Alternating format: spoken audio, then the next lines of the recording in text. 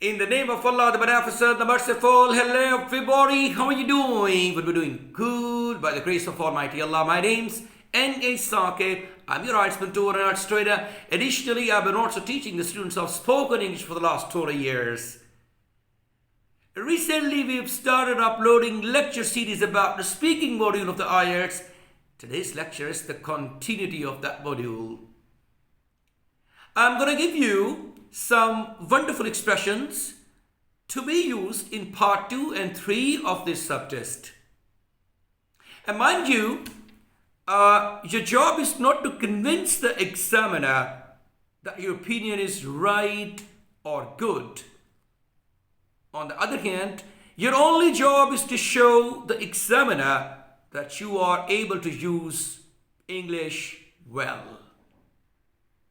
So, he gauges your speaking in 4 components, and they are vocabulary, grammar, fluency, and pronunciation. So today we'll express something about how to justify your opinion. After expressing your opinion, you have to extend your answer. So there are some wonderful expressions. Please write down all of them. You must hold a paper and pencil so that they may turn out to be a wonderful device when you are speaking in part 2 and 3 in particular.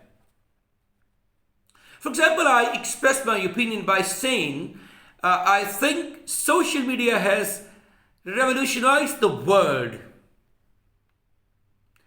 So my justifying opinion point would be, or expression would be, the most important evidence supporting my belief is. The most important evidence supporting my belief is, for example, I can share an example with you here. Connected with the social media. The social media allows you to reach people locally, regionally, nationally, and internationally. The full sentence would be like this. The most important evidence supporting my belief is the social media allows you to reach people locally, regionally, nationally, and internationally. Or you can use globally instead of using internationally. The second expression, the reason I believe this is. You have given a reason, you've given an opinion. Now you are explaining it, supporting your opinion, and justifying your opinion rather. The reason I believe this is COVID-19 has made millions of people jobless. For example, you express your opinion like this. COVID-19 has changed the world altogether. Or this was your opinion. I believe the COVID-19 has changed the world altogether. Now, how are you going to explain it or justify your opinion by using a certain expression? My expression is, the reason I believe this is, it has made millions of people jobless. You can't use coronavirus or COVID-19 term and again in your sentences. You will refer it with the help of the pronoun it. Number 3, there are many facts in favor of my opinion. One such fact is. So these are better expressions. You better use them in part 2 and 3 and see the result. There are many facts in favor of my opinion. One such fact is. Make your own sentence. Just practice saying it. So after justification of your opinion, there is another task you will be performing. That's speculating. Speculating and predicting. Speculating and predicting. That's also a very useful device to be used in part 2 and 3 of the speaking subtest of the IELTS in particular. Number one is, I'm not sure what might happen, but one possibility is. You're talking about the future. I beg your pardon, you're talking about the future. I'm not sure what might happen, but one possibility is dash dash dash. So that's a pet expression. Now let me tell you an example. I'm not sure what might happen, but one possibility is the post-corona world would not be the same. The post-corona world would not be the same. Number two, it's hard to predict the future, but I suppose we might. It's hard to predict the future, but I expect we might. Let me give you an example.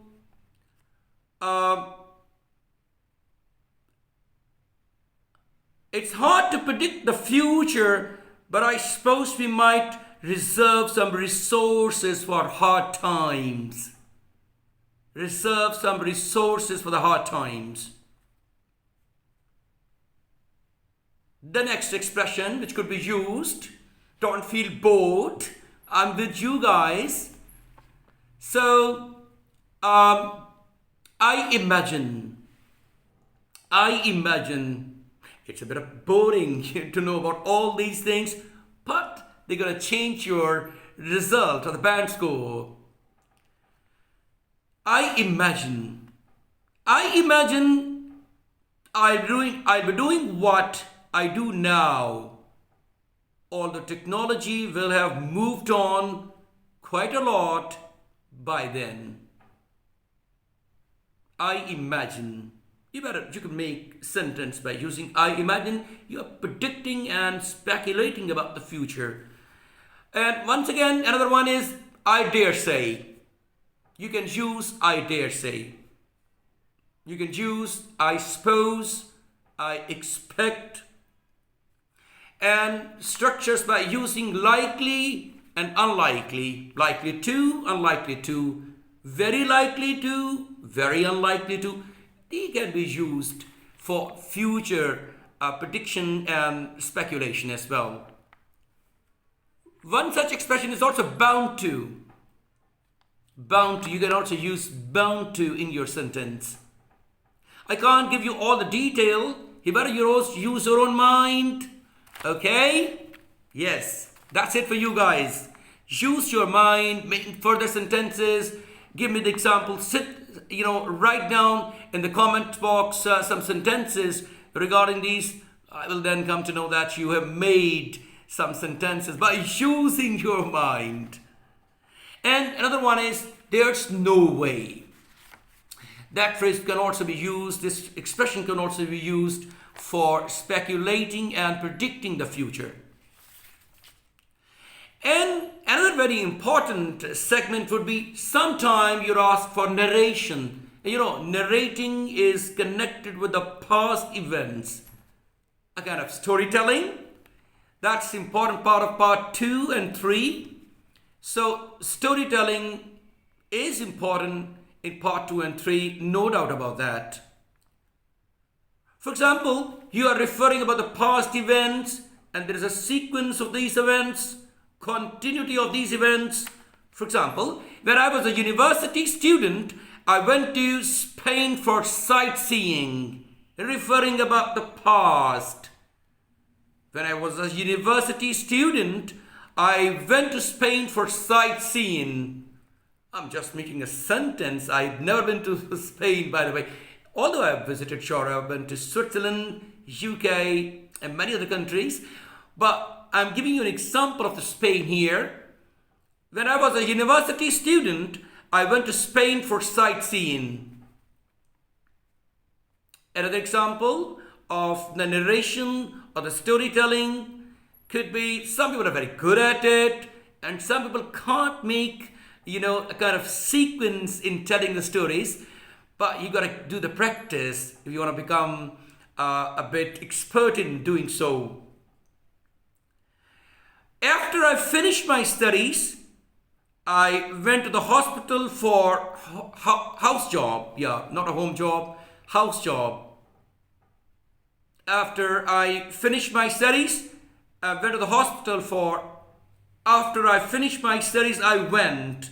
Now, actually, that's the expression in storytelling you can use and get the favor of the examiner. After I finished my studies, I went to the hospital for house job. Must be talking about some doctor. The third expression would be like this. Last year, during the winter, in December, we went to Murray to see snowfall. You can see that there's a continuity and a sequence of the sentence in little phrases. So you can also use like this: last year, during the winter, during summer, during autumn. Now you can use the relevant stuff here. Now, the next one would be suggesting. It's most probably the second last from my perspective. The first expression would be one possibility that I can think of is. One possibility that I can think of is. For example, you're talking about the global warming, the previous in that particular given topic. So one possibility that I can think of is global warming can play havoc if not taken control, or if not controlled. One possibility that I can think of is global warming can play havoc if not controlled. The second phrase or the expression you can use for suggesting something, it seems to me that global warming can play havoc if not controlled. Number 3, another proposal to think about is global warming can play havoc if not controlled. The fourth one, maybe the using maybe for suggesting about something. Maybe it will rain tomorrow, maybe. Or you can use perhaps, but you write perhaps, you don't speak perhaps. Its pronunciation is like that, perhaps. Perhaps it will rain tomorrow, perhaps. Probably it will rain tomorrow, probably, not probably. The word is actually probably. But when you're speaking fast and fluently, speak properly. Probably it will rain tomorrow. Possibly it will rain tomorrow. The last part of today's lecture is comparing and contrasting. Comparing and contrasting. For example, you compare by using is much better than. Is much better than. ABC is much better than XYZ. You're comparing and contrasting. My example would be self-employment is much better than a job. Self-employment is much better than a job. The second example, doing nothing is much worse than taking risks. Much worse than. Doing nothing is much worse than taking risks. Or you can also expand this sentence a bit by saying doing nothing is much worse than doing something and taking risks. Number 3, nearly as good as. Using of nearly as good as. Let's make a sentence. A job is not nearly as good as self-employment. A job is not nearly as good as self-employment. The next expression would be like this.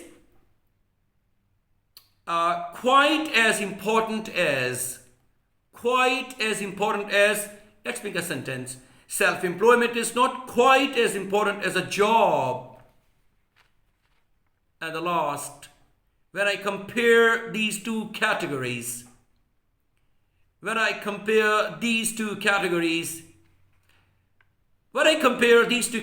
it's clear that